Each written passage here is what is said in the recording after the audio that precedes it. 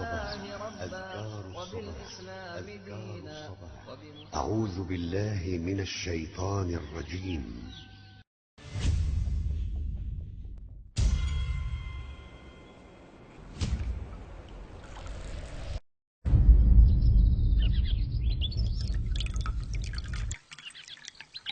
Alhamdulillah wassalatu wassalamu ala rasulillah nabiyina Muhammadin wa alihi wa sahbihi wa man walah. Asyhadu an la ilaha illallah wahdahu la syarikalah, asyhadu anna Muhammadan abduhu wa rasuluh. Qala Allah ta'ala fi kitabihil karim, ya ayyuhalladzina amanu taqullaha haqqa tuqatih wa la tamutunna illa wa antum muslimun, amma ba'd. Kalau di zaman sekarang yang namanya pacaran tuh di mana-mana, pemuda-pemudi mereka jatuh cinta kepada pasangannya, dimana perkara seperti ini sesuatu yang luar biasa kita lihat di dunia.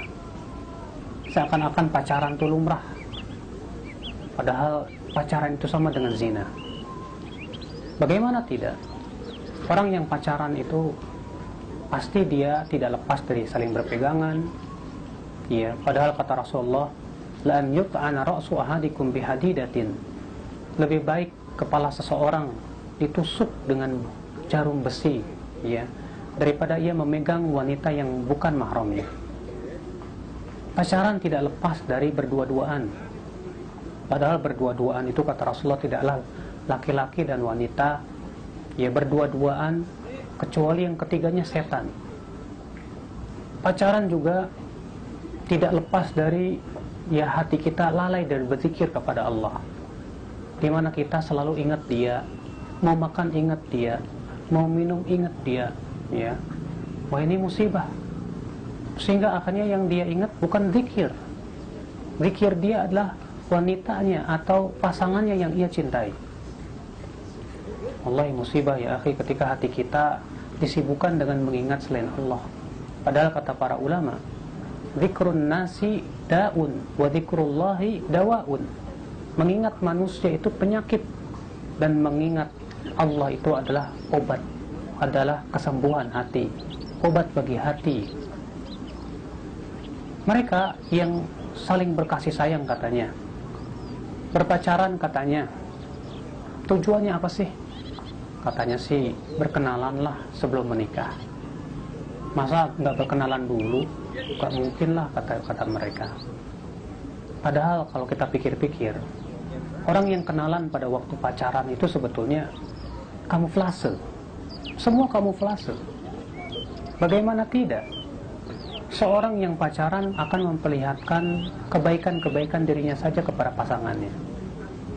Orang yang pacaran akan memperlihatkan seakan ia orang yang sempurna di hadapan kekasihnya. Bisa saja ia berpura-pura, ya, di hadapannya kayaknya baik, bagus, dan yang lainnya. Tapi setelah menikah barulah terlihat sifat aslinya. Makanya pacaran itu sebetulnya penipuan. Ya. Pacaran juga pasti tidak lepas dari perzinahan. Kata Rasulullah, setiap anggota badan manusia itu sudah ditentukan nasibnya dari zina. Mata, ia berzina dengan melihat. Telinga berzina dengan mendengar. Demikian pula kaki berzina dengan berjalan. Ya. Kemudian tangan berzina dengan memegang. Ya, kemudian ikhwatul Islam azani Allah wa yakum. Maka orang yang pacaran tidak lepas dari itu. Dia akan senantiasa berzina, bahkan hatinya selalu berzina. Musibah bagi kehidupan dia. Sehingga akhirnya ia tidak lepas dari zina dan zina. Ima zina mata, atau zina tangan, atau zina apa? Hatinya. Bahkan itu sangat menjerumuskan kepada perzinahan. Padahal Allah Ta'ala berfirman, wala taqrabuz zina. Jangan kalian dekati zina. Ya, jangan kalian dekati zina, kata Allah. Berarti segala sesuatu yang mendekatkan diri kita kepada zina itu diharamkan dalam syariat kita. Memang sih, ya katanya pacaran tuh enak, ya. Kayaknya indah deh segala sesuatu, apalagi kalau sudah lagi dua-duaan. Seakan-akan dunia milik kita berdua lah, padahal tuh gombal ya. semua itu melalaikan, semua itu tipu daya syaitan. Seorang pemuda yang bertakwa kepada Allah, dia takut sekali ya dengan dia jatuh kepada zina, dengan hatinya ya disibukkan dengan selain mengingat Allah Subhanahu wa taala. Orang yang pemuda yang bertakwa kepada Allah Subhanahu wa taala akan berusaha bagaimana supaya hatinya itu selamat dari penyakit-penyakit syahwat, penyakit-penyakit hati yang bisa melalaikan dirinya dari zikir kepada Allah Subhanahu wa taala. Kita mohon kepada Allah agar kita termasuk orang-orang yang senantiasa takwa dan kuat di dalam menghadapi semua ini. Syahwat ya akhi memang begitu kuat sekali ya. Makanya hampir semua pemuda-pemudi mereka berpacaran karena awamnya agama mereka. Juga dikarenakan memang syahwat itu ya terasa enak, nikmat ya. Terasa nikmat kita rasakan. Yang selamat hanyalah pemuda-pemuda yang bertakwa kepada Allah. Makanya Rasulullah SAW memberikan keutamaan pemuda yang tumbuh di atas ibadah kepada Allah. Kata Rasulullah, sab'atun yudhilluhumullah yawma la dhilla illa dhilluh. Ada 7 orang yang akan Allah berikan naungan, di mana di hari itu tidak ada naungan kecuali naungan Allah Subhanahu wa taala. Siapa saja? Yaitu di antaranya syabut nasya'a fi ibadatillah, pemuda yang tumbuh di atas ibadah kepada Allah Subhanahu wa taala. Pemuda yang tumbuh di atas ibadah kepada Allah Subhanahu wa taala. Sehingga yang dia sibukkan adalah ibadah, bagaimana ia bertakwa kepada Allah, bagaimana mensucikan hatinya. Wallahi kesucian hati segala-galanya dalam kehidupan. Tapi ketika orang berpacaran, hatinya tidak akan suci. Hatinya dipenuhi syahwat. Hatinya akan mengingat selain Allah. Hatinya akan lalai.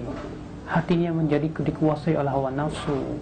Bahkan na'udzubillah, dia tidak peduli lagi dengan batasan-batasan Allah. Demi pacarnya, demi kekasihnya, dia akan langgar batasan-batasan Allah Subhanahu wa taala. Orang yang pacaran hatinya buta. Orang yang pacaran, yang sedang jatuh cinta, hatinya buta. Ya, dia tidak lagi bisa melihat kebenaran kecuali dengan yang sesuai dengan hawa nafsunya. Subhanallah. Makanya Rasulullah SAW bersabda, tu'radul fitan al-qulubi ka'ardil hasiri udan. Fitnah itu akan ditampakkan ke hati. Seperti apa? Ya seperti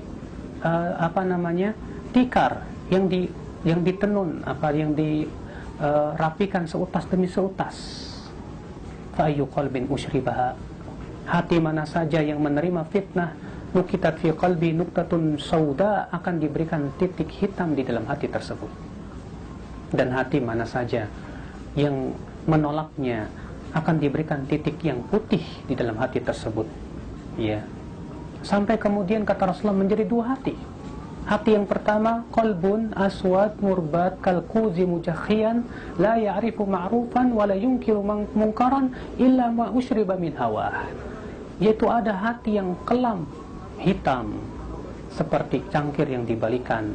Dia sudah tidak lagi mengenal yang ma'ruf, tidak lagi mengingkari yang mungkar, kecuali yang sesuai dengan hawa nafsunya. Demikian keadaan orang yang berpacaran. Dia sudah tidak lagi mengenal batasan-batasan Allah. Dia tidak lagi mengingkari kemungkaran yang telah Allah larang dari perbuatan seperti itu. Kecuali apa yang sesuai dengan hawa nafsunya saja. Maka ya akhul Islam, selamatkan diri kita, wahai para pemuda, wahai para pemudi. Selamatkan diri kita dari fitnah-fitnah yang akan merusak hati-hati kita. Ingatlah, kita kembali kepada Allah dengan membawa hati. Dan yang selamat nanti pada hari kiamat hanyalah hati yang selamat. Allah Ta'ala berfirman, yauma la yanfa'u malu wala banun illa man atallaha biqalbin salim. Pada hari tidak bermanfaat harta dan anak-anak kecuali orang yang datang membawa hati yang selamat. Semoga Allah menyelamatkan kita semua, terutama para pemuda dan pemudi, dari yang namanya pacaran itu. Subhanakallah bihamdika, asyhadu an la ilaha illa anta, astaghfiruka wa atubu ilaik. Wassalamualaikum warahmatullahi wabarakatuh.